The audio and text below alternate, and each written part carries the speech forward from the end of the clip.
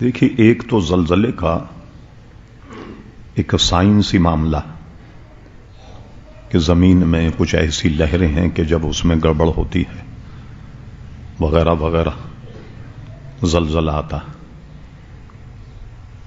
اور ایک سبب ہماری بدعمالیوں کا بھی کہ اللہ تبارک و تعالی ہمیں جھنجھوڑنے کے لیے کبھی اس قسم کے معاملات سے ہمیں پالا پڑتا. ان سب میں سب سے زیادہ سمجھنے کی جو بات ہے وہ یہ ہے، ابھی آپ نے دیکھا ایک ہفتے پہلے جو زلزلہ آیا 7.3 تھا، بہت انتہائی قسم کا خطرناک زلزلہ تھا. چند سیکنڈ اور رہ جاتا تو پتہ نہیں کیا ہوتا. لیکن ہمارے جو پکے نمازی، ان سے پوچھیے، 1:30 بجے رات کے سب گھروں سے نکل گئے، 3-4 بجے تک باہر رہ کے ایسا نہ ہو دوسرا جھٹکا آ جائے. پھر اس کے بعد اطمینان سے سو گئے. ہمارے ذہن میں یہ تھا کہ مسجد تو آج اتنی بھر جائے گی کہ شاید گنجائش ہی نہیں ہوگی خوف خدا لوگوں پر، ایسا طاری ہوگا کہ سب اللہ اللہ کرنے لگ جائیں. مگر کسی کے کان پہ کوئی جوں بھی نہیں رہی، کوئی ہم نے نصیحت حاصل نہیں کی. تو یہ ایک ہماری غفلت کا نتیجہ بھی ہے. یہی کہا جا سکتا ہے کہ اللہ تبارک و تعالی اس سے محفوظ رکھے. عموماً جب غیر ممالک ہم جاتے ہیں تو بدتمیز لوگ ہیں، سیکولر ذہن کے، معاذ اللہ وہ یہ کہتے ہیں ہم جب مسلمانوں کو سمجھائیں تو اس کا اندازہ اور ہوتا، جب وہاں والوں کو سمجھائیں تو اس کا اندازہ اور ہوتا. ہم نے یہاں تو کہا کہ ہماری اعمال کی بدبختی. پھر آپ یہ سوچیں کہ نیک لوگ کیوں مرتے ہیں؟ یہ تو پرانی کہاوت ہے، گیہوں کے ساتھ گن بھی پستا. ہم انہیں فزیکلی بتاتے ہیں کہ زمین کے نیچے معاملات جو ہیں وہ جب آپس میں یہ زمین چھوڑتی ہے اس وجہ سے یہ زلزلے آتے ہیں وغیرہ، یہ اس کو بھی تسلیم کرتے ہیں. وہ تو کمبخت اتنے بدتمیز ہیں، کہتے ہیں کہ کیا اللہ تبارک و تعالیٰ تمہارا معاذ اللہ اتنا ظالم کہ چھوٹے چھوٹے بچے مار دیتا، چھوٹے چھوٹے بچے جو ہیں وہ دب جاتے ہیں، مر جاتے ہیں. ہم اس کو دوسرے انداز میں سمجھاتے ہیں فزیکلی. تو ہم جب مسلمانوں سے گفتگو کرتے ہیں تو اس میں اور بھی عوامل ہیں، مگر اس میں آپ غور کیجئے، صرف آدمی کو ہمارے یہاں اس وجہ سے مار دیا جائے کہ وہ اردو بولتا ہے، اس وجہ سے قتل کر دیا جائے کہ وہ پنجابی بولتا ہے، اس وجہ سے مار دیا جائے کہ وہ بلوچی بولتا ہے، سندھی بولتا ہے، پشتو بولتا. اب شہروں پر عذاب نہیں آئے گا تو کیا پھول کی برسات ہوگی؟ یہ سب عذاب الہی کو دعوت دینے کے مترادف ہے. آدمی کو خوف خدا اور اللہ تبارک و تعالیٰ سے ڈرنا چاہیے. آپ کو تعجب ہوگا، سونامی جس کا نام ہے چند سال پہلے آیا، اس کے صرف 1 ہفتے کے بعد میں نے سری لنکا کا دورہ کیا. اس دن بھی ایک دن میں بیٹھا تھا تو اچانک BBC لندن سے خبر آئی کہ آج بھی رات 2 بجے وہ زلزلہ آنے والا ہے. لوگ چھتوں سے اتر گئے. ہمارے جو ہمدرد تھے کہنے مولانا ابھی وقت باقی ہے اور کچھ فلائٹ ایسی ہیں جس سے آپ کراچی پہنچ جائیں گے.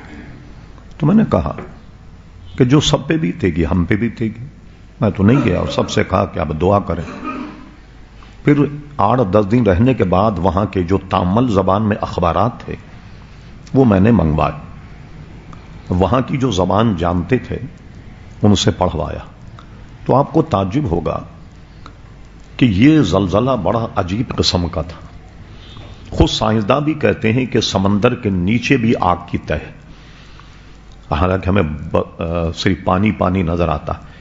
یہ جب سونامی میں سمندر اس طریقے سے پھٹا، اس زلزلے میں یہ جو اس طریقے سے پھٹا تو اس کی لہریں جو ہیں انڈونیشیا سے کولمبو فلائٹ 4 گھنٹے میں پہنچتی ہے. یہ جو پانی کا پریشر ہے یہ 3 گھنٹے میں گویا وہاں پہنچ گیا، جس کی رفتار ہوائی جہاز سے زیادہ یا اس کے برابر تھی. جیسے ہمارا یہ ایم اے جنا روڈ ہے، تو میں تو چونکہ فوراً ہی گیا تھا سری لنکا، تو دیکھا کہ ساری کشتیاں وغیرہ جو ہیں مین روڈوں پر نکل آئی، سب اس طریقے سے پڑی ہوئی۔ اب آئیے آپ، پتہ نہیں آپ میں سے کسی کو معلوم ہے یا نہیں، یہاں سے پشاور کتنے میل دور ہوگا؟ کچھ اندازہ ہے کسی؟ 1200 میل ہے۔ اچھا، دبئی کتنی دور ہوگا؟ ہاں؟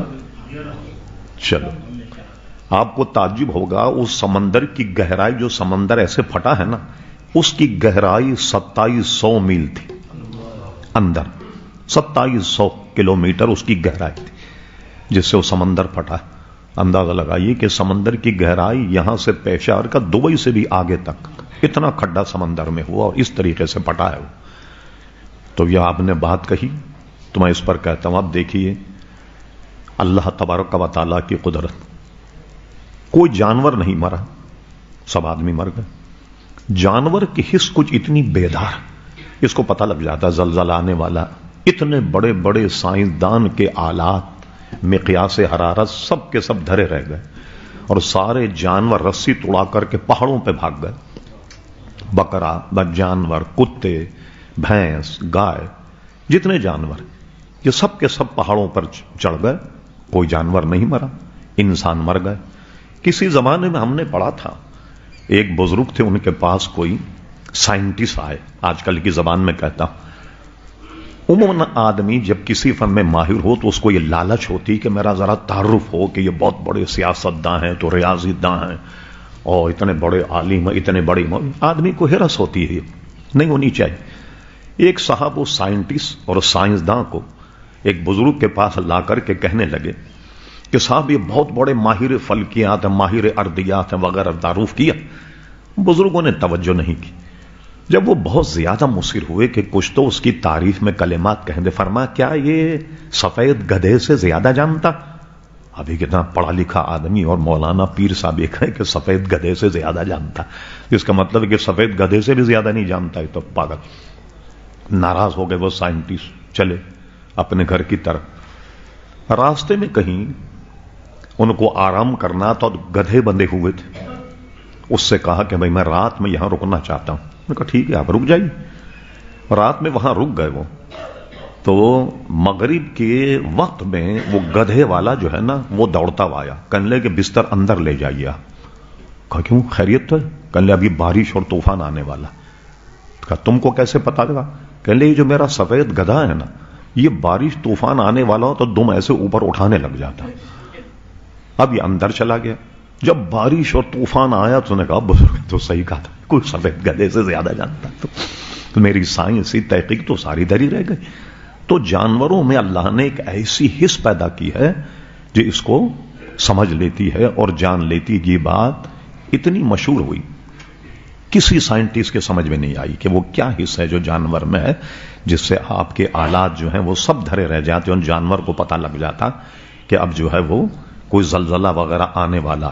اور اس میں ایک سب سے عجیب بات یہ ہوئی کہ آج سے کوئی غالباً 400-450 کے لگ بھگ گزشتہ ایک بزرگ ہیں حضرت اشرف رحمت اللہ علیہ، جو صاحب کبھی گئے ہوں سری لنکا تو باضابطہ ان کا مزار وہاں بنا ہوا ہے جس کو بیرولا کہتے ہیں شہر، اور وہ بزرگ کی وہاں موجودگی کی وجہ سے کو بیرولا شریف کہا جاتا۔ کولمبو سے تقریباً 2.5 گھنٹے کے قریب آدمی وہاں پہنچ جاتا ہے۔ جب بھی میں جاتا ہوں وہاں حاضری دیتا ہوں۔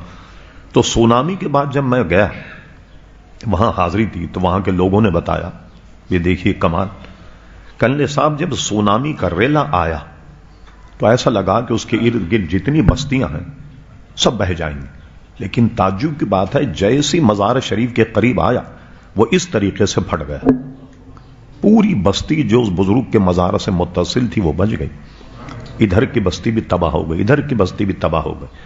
وہاں کون رہے؟ ہندو، بدھسٹ وہاں زیادہ ہے، ہندو بھی ہیں، مسلمان تو زیادہ سے زیادہ 7 یا 8% ہے، یعنی ہمارے جو میمن حضرات ہیں ان کو وہاں کے جو تامل مسلمان ان کو ملا کر کے 7-8% ہے، زیادہ تر وہاں آبادی جو ہے وہ بدھسٹ کی۔